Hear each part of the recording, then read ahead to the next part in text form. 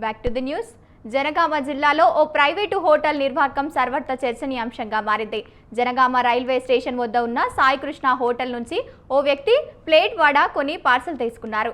ఇంటికి వెళ్లి వడ తింటుండగా చట్నీలో బల్లి రావడంతో వెంటనే తిరిగి వచ్చి హోటల్ యాజమాన్యాన్ని ప్రశ్నించారు.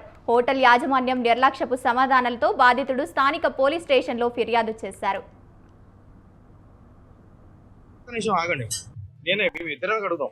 రండి ఇక రండి.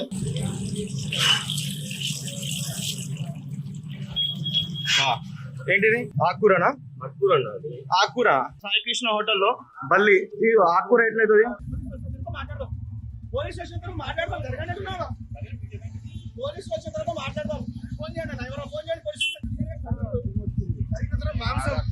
మాంసం ఉన్నది అడిగిండు. ఆయన అడిగిండు. ప్రూఫ్ ఉన్నది మీ దగ్గర తీసుకోయినా పడేయకండి, ఇక్కడే పెట్టండి. మీ దగ్గర తీసుకోనా ఇప్పుడే. మళ్ళీనా ఆకుకూరనా? ఆకుకూరనా? ఇది మాంసమా కాదా మీరే చూసి చెప్పండి. అగో బొక్క. ఆకుకూర అంటే ఎట్లుంటది? బల్లి. సరే కడుగుదాం, ఒక్క నిమిషం ఆగండి. మేము ఇద్దరం కడుగుదాం. రండి ఇక రండి.